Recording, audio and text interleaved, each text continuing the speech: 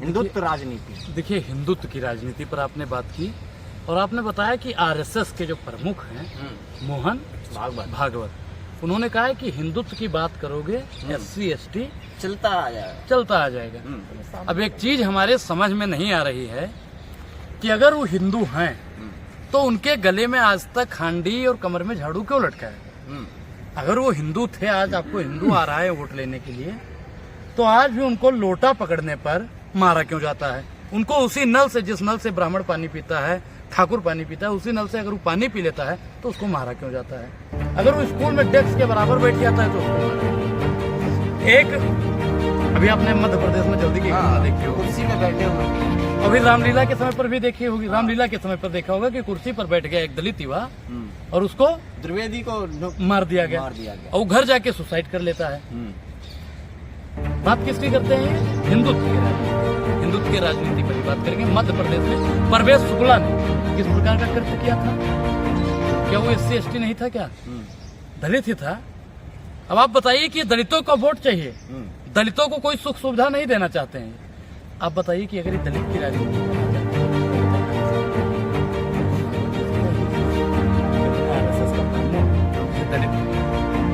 बनाएंगे? नहीं बनाएंगे। क्यों? क्योंकि इनको सिर्फ दलित का वोट चाहिए। दलित को सिर्फ बेवकूफ बना के उसका वोट लिया जाए। ये नहीं कहेंगे कि दलित के बच्चों को भी उच्च शिक्षा दी जाए, दलित के बच्चों को उच्चतम इलाज दिया जाए, दलित की जो महिलाएं हैं उनके खाते में कुछ पैसे जाए जाए। ये नहीं कहेंगे कि दलित युवा उसको रोजगार दिया जाए, इस पे बात नहीं करेंगे। दलित की बेटियों को उच्चतम शिक्षा दी जाए और विवाह के लिए सहयोग राशि दी जाए, ये नहीं सोचेगा ये भाजपाई। ये भाजपाई सिर्फ और सिर्फ दलितों को बेवकूफ बनाकर कच्चा आम दिखाकर, सुनिए, कच्चा आम दिखाकर शिमला मिर्च पकड़ाने का काम करता है। और दलित भाई हमारा इतना भोला भाला है, इतना भोला भाला है, इतना भोला भाला है, कुछ जान नहीं पाता है कि इनकी राजनीति है। तो चुनाव में जो भाषण दिए जाते हैं उनके द्वारा, चुनाव में दो ही चीज दी जाती है साहब, एक तो भाषण, दूसरा राशन और 5 किलो। हाँ, और तीसरा कुछ मिलता उलता नहीं है, सिर्फ लॉलीपॉप पकड़ा दिया जाता है, चुपते रहते।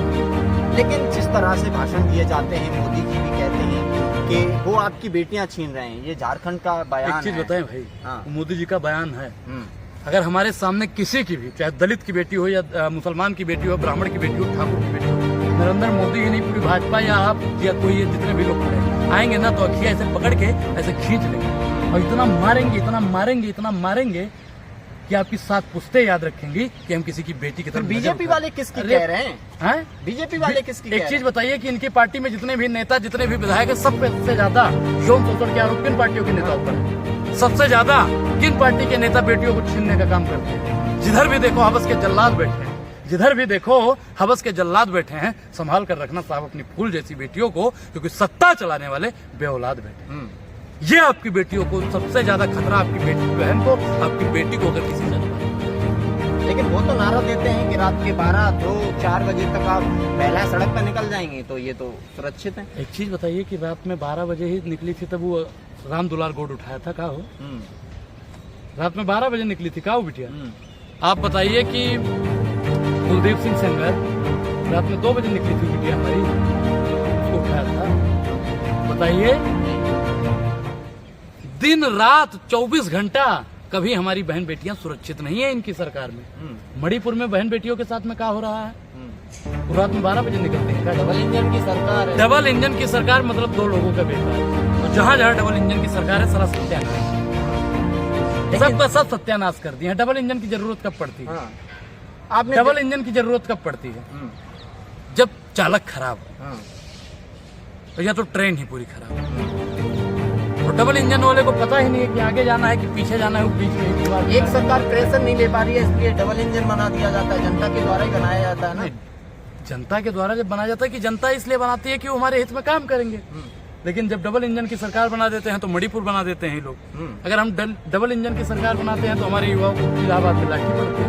अगर हम डबल इंजन की बात करते हैं, डबल इंजन की सरकार बनाते हैं, तो हरियाणा में गोरखपुर के नाम पर मार दिया जाता है। अगर हम डबल इंजन की सरकार बनाते हैं तो बिहार में पास में ही चले जाइए, वहाँ पे गुंडागर्दी देख लीजिए नंबर 1 पर जा रही है। तो डबल इंजन की सरकार में साहब खतरा मंडरा रहा है। और जब मांस मनुष्य पर छाता है, पहले विवेक मर जाता है, अभी लोगों की बात। लेकिन ओझा जी एक बात बताइए, जिस तरीके से सुप्रीम कोर्ट का फैसला आया, पीवाई ने फैसला दिया, ये कि जिन लोगों के घर पे बुलडोजर चलती थी उत्तर प्रदेश में या तमाम राज्यों में, वो असंवैधानिक है। उनको 25 लाख का मुआवजा, 25 लाख का जुर्माना भी लग गया, लेकिन जिन लोगों के घर पे बुलडोजर चल गई है उनका मुआवजा, उनका नुकसान की भरपाई कौन करे? ये सरकार को करना चाहिए, जो भी सरकार को करना। लेकिन सुप्रीम कोर्ट का ये फैसला नहीं है। बिल्कुल होना चाहिए सुप्रीम कोर्ट का फैसला। आप बताइए कि बुलडोजर कहीं भी कभी भी लेके पहुंच जाते हैं आरोप के आधार पर। सुप्रीम अब बताइए कि न्यायपालिका और कार्यपालिका दो चीज। योगी आदित्यनाथ नहीं तय करेगा कि इसका घर गिराना है, इसका घर, पुलिस प्रशासन नहीं तय करेगा, वो होता है हमारा न्यायपालिका का काम, कोर्ट का काम। या तो आप ऐसा कीजिए महाराज, कोर्ट कचहरी पर ताला लगवा दीजिए, आप अपने हिसाब से खरीदिए बुलडोजर, 2 लीटर तेल डालिए, जाके किसी का भी कर लगेगी आग तो आएंगे कई घर जलने, यहाँ के लिए हमारा ही जलते घर को देखने वालों, फूस का छप्पर आपका है, आपके आगे तेज हवा है, आगे मुकद्दर आपका। उसके कत्ल पर मैं भी चुप था, मेरा नंबर अब आया, मेरे कत्ल पर आप भी चुप हैं, अगला नंबर आपका। लेकिन अनुराग जी एक बात बताइए, जिस तरीके से उपचुनाव की डेट को आगे बढ़ा दिया जाता है, जितना टालेंगे उतना ही बुरा है। ये तो अखिलेश यादव टाल क्यों रहे हैं? क्योंकि हार का डर, हार के डर से राजा बौखलाया हुआ, और एक डरा हुआ राजा मरा हुआ लोकतंत्र पैदा करता है, और इसकी बेमिसाल उत्तर प्रदेश हमारा दिन ब दिन देख रहा है। लेकिन वो तो कहते हैं उत्तर प्रदेश बीजेपी का एक मजबूत गढ़ है। खाली जिक्र अपने यहाँ पे हाथ रख के और भारत माता की कसम, उत्तर प्रदेश से बेरोजगार युवा जा रहा है, बिहार से रोजगार ला रहा है, शर्म की बात है। उत्तर प्रदेश का युवा अपने यूपीएससी अभी आरओ का देखा होगा, परसों हमारे भाइयों को किस प्रकार से पीटा गया था, कल योगी जी यो घुटना टेक दिया। घुटना तो टेक देते हैं हमारा, घुटना टेके ना।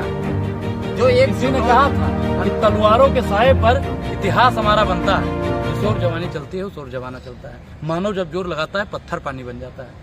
लेकिन एकजुट होने की बात कही जाती है, जब युवा एकजुट होकर सड़क पे नौकरी मांगने के लिए, अपना हक अधिकार हकूक की मांग करने के लिए आता है, तो कोई भी राज्य हो, कोई भी शहर हो, कोई भी जिला हो, लाठियां तो बसना आतंकवादी थे युवा हमारे।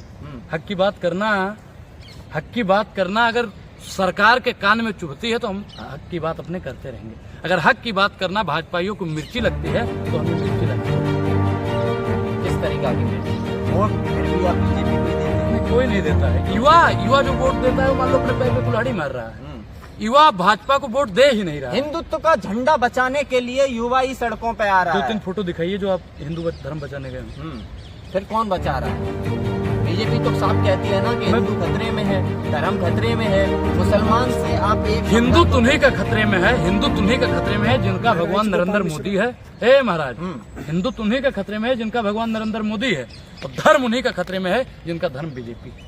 हम तो सच्चे सनातनी है, ब्राह्मण हैं, गर्व से कहते हैं कि हमारा धर्म बिल्कुल मजबूत था। तो सुनिए, मजबूत है और मजबूत रहेगा। जिसने भी हमारे धर्म की तरफ उंगली उठाकर देखी उसकी उंगली तोड़ दी जाएगी, और जिसने भी नजर उठाई उसकी नजरें नोच ली जाएगी। अब तो आप कहना चाह रहे हो SC ST वालों को छोड़ करके अब धर्म की रक्षा करने ब्राह्मण आ गए हैं, जैसे गाजियाबाद में देखा, नहीं दलित में देखा, दलित भी सनातनी है। बांटिए मत, योगी वाली राजनीति बंद कीजिए, मोदी जी वाली राजनीति बंद कीजिए, दलित हमारा भाई है। तो अब तो ब्राह्मणों का नंबर आ गया ना, ब्राह्मण ही खुद मर रहे हैं, आंदोलन में जा रहे हैं, धरना में जा रहे हैं, प्रोटेस्ट में जा रहे हैं, फिर उन्हें गोलियां लग रही हैं। देखिए जो फिर उस पर राजनीति, देखिए जो मिश्रा जी के साथ में बहराइच में हुआ तो सरासर कोई धर्म कोई मजहब ये नहीं सिखाता है कि जाकर मुजरा करो किसी दूसरे धर्म के। मैं सनातनी हूँ, मैं भी दुर्गा पूजा में गया था, मैं आपको तस्वीर दिखाने की कोशिश करूंगा।